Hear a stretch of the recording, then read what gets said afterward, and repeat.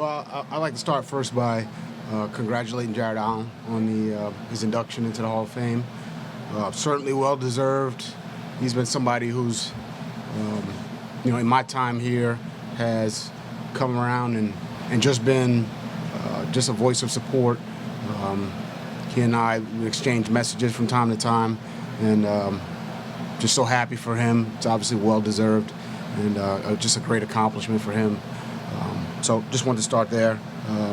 As we continue, with training camp, I want to say this is practice 9 or 10. Feels like Groundhog Day, quite honestly.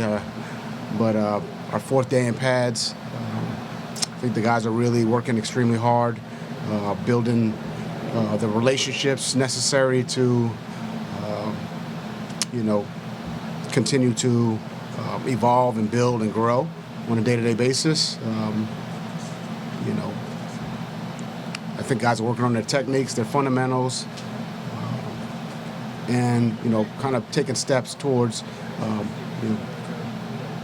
playing the type of defense we want to play. So still very early, very, very early, and a lot of competition out there, a lot of evaluations. I think some of our younger players are really coming along and applying the techniques, the fundamentals, the teaching that we're giving them in meetings and walkthroughs. So that's been exciting to see, and just looking forward to continually trying to improve day after day after day. But again, still very early. Hey Brian, what have you seen from Mekhi Blackmon so far in camp?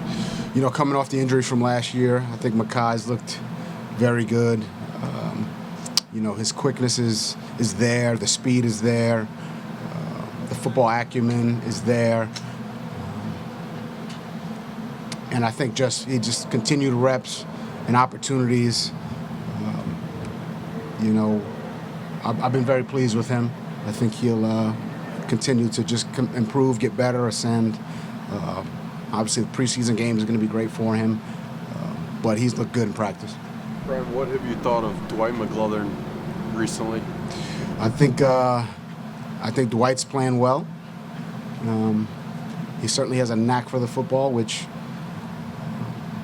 is a very, very positive thing for him. He's been better with his techniques, his fundamentals, his communication. Even on the sideline, he's yelling stuff out. So he's been very good, and again, continuing to build. And this is about consistency. I tell those guys all the time. Carving out a career or a role for yourself is about consistency, and he's starting to become more consistent. And that's what we've been harping with him. I know DJ and Hutch, those guys spend a lot of time with him in meetings and walkthrough, and really all the guys. But he's been consistent, consistently making plays, and if we can just continue to do that, specifically with the little things, whether it's leverage here or alignment here, or which he's doing that very well. We just continue to see that improvement. Javon had fit in on the D-line. Is there anything that sort of surprised you didn't know about those guys, or that you've learned in these first few days with pads from them? Both guys have been tremendous. They're both professionals. It's important to them. They work extremely hard in the meeting room, on the field, weight room, everywhere. They're good communicators. I think, this time you're trying to figure out as a coach, what does Grave like to do? What does J.A. like to do? Where are they comfortable? So there's been some dialogue from that standpoint. Do you like to be head up on the center? Do you want to be shaded? You know what I mean? Things, little conversations like that. Just figure out what they, what they can do from a pass rush standpoint. And as newer players, I think guys behind them, Cash, IP, they're trying to. Or they're finding out the things that they do well, what positions they can put them in with a call that has nothing to do with what I call in the huddle. So our guys have that autonomy. So it's been great working with both of them. They've been great for our younger players, along with Harrison Phillips. They've been great with Levi and Jalen Redmond and Ty and. We got a good young group there, Elijah. We got a really good young group, and those are two guys, along with HP, that those guys should be picking their brains and trying to seek some advice and counsel and how to navigate these NFL waters in the D line at the D line room, which is those are tough waters. So I think they've been great. Right. Kevin O'Connell was talking the other day about how he feels like Jonathan Greenard has been at a little bit of a different level during camp. Have you seen that? And if so, where do you think that comes from?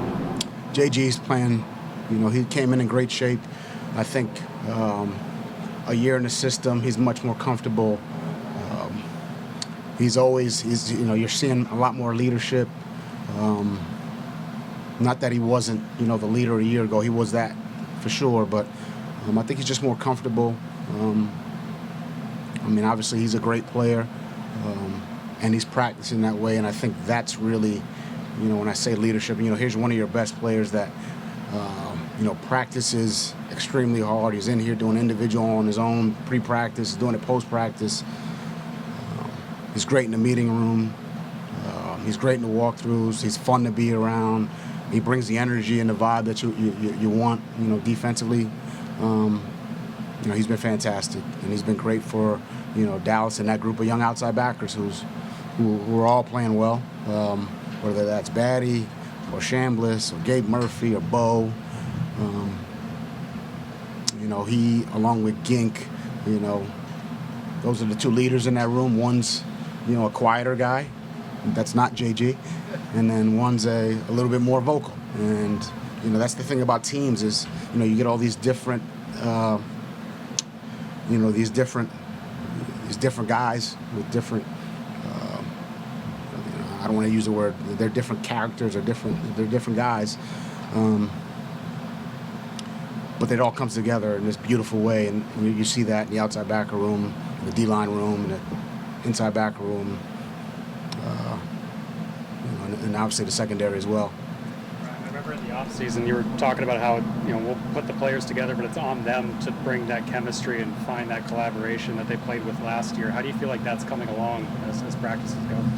I think it's on them, for sure, in the locker room, in the cafeteria, outside of the building. I think it's on us as coaches in a lot of ways to create an environment where, those things are celebrated. And I think our coaching staff does that. And I think it's coming along, well. If somebody makes a play and everyone's excited, for their teammate. And that's really what you're looking for. I know I came up here the first day and I said we're looking for guys who are unselfish and work hard and on time. And I think you're seeing that.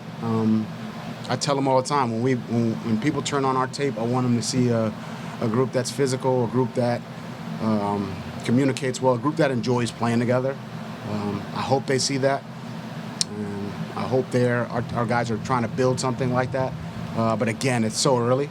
I know we got a preseason game a week from now. But guys are working hard. And that piece of it, that chemistry piece, is something we talk about a lot. And we're gonna work at that too. Sorry, with Isaiah Rodgers, there's some talk of him maybe helping as a returner. I'm kind of wondering how you understand the risk-reward in the sense of potentially helping the team, and yet it's potentially putting one of your key defenders with a little more of a workload. So kind of how do you understand this? Look, I think, this time of year, it's so early. Everybody's on the depth chart. Everybody's on, kick return, punt return, And I think ultimately, we want to put our best players out on the field on defense, and KO wants to put his best players out on the field on offense. Pat wants to put his best players out on the field in the kicking game. Look, my career started on special teams, so that phase is near and dear to me. So I understand how valuable a returner or a gunner or a PP or a field goal block guy. Or someone who can block in the return game. I understand those things. I understand them. I get it. So I think we'll always, put our heads together at the end. We're not there yet. Again, it's very early. And, those conversations between myself, between Hat, but really between KO and Kwesi about, risk, reward, things of that nature. But right now it's so early that, we're going to practice everybody at, these different spots, and, the focus won't just be on one person. It's, who else can do this, and what's the entire makeup of the team.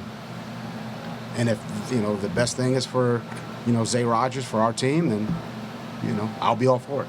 So those are my thoughts there. We were talking about Greenard earlier. I mean, he was pretty good last year, obviously. Like, how much more do you think he has left in his potential or whatever to ascend, and what areas would that be in? I think he's certainly, there's more left there. I think there's, obviously he had a great year, but, he'll tell you, and, as coaches, it's our job to try to find a little edge or a little space where there can be some improvement. And maybe that's the difference between, one more tip pass that turns into something else, or one more edge set that turns into, TFL. I think he, he's worked on his pass rush. He's worked on, setting the edge and run game, but also, how do I set somebody else up? And I think he's that kind of unselfish player. He's a very smart player. You want to talk protections, he's good. You want to talk run game, he's good. You want to talk some pass coverage, he can do that too. So I think there's, a few different spots in those areas where he can make some improvements, not just for himself, but, to help the team. And we've had those conversations, and, he's rushing great right now. And I think that's the thing that everybody, goes to immediately. But he's certainly gotten better in a lot of other areas, along with the pass rush, which is very important too. I don't want anybody to think that I don't care about pass rush. I certainly do. Brian, is Okudah somebody who has always been on your radar, or just over the years have you studied him? Like, I think, when he was coming out, obviously highly rated. So, I've watched him for a long time. The skills there, the athleticism, the length. I was excited to have the opportunity that we had the opportunity to work with him. And again, I think he's done a nice job, and I think he's improving. To answer your question, yes. I think we end up watching a lot of corner safeties, really all positions, and I think that's a good thing. I always tell young coaches, study all the guys at your position that are at the combine, or have some bug or get drafted, because inevitably, 3-4 years down the road, you'll probably end up writing another report on them, via free agency, via trade or whatever, and have a little bit of background and say, hey, I did some work on Okudah or Isaiah Rogers, years previous. Maybe that's my scouting background talking, probably is, but I think that helps to have kind of a history with your own history with a player, and that's the case with Okudah, and I'm glad we have him. Again, there's a lot of work left to do, still early, but he's off to a good start. How unique is his style of play compared to the other corners you have on your roster? Well, I think physically he's big, he's got long arms. So his ability to potentially put hands on receivers is it's something he's done well over the course of his career. And now it's just how consistent can we be with that, but along with off coverage and tackling and zone coverage and cover 2 and cover 3 and perhaps blitzing off the edge. I mean, all these things are things that his skill set he can do. And we're still, again, it's so early that we're trying to build in all those areas, and he's doing a lot of good things. He really is. Thank you, guys. Thanks, guys.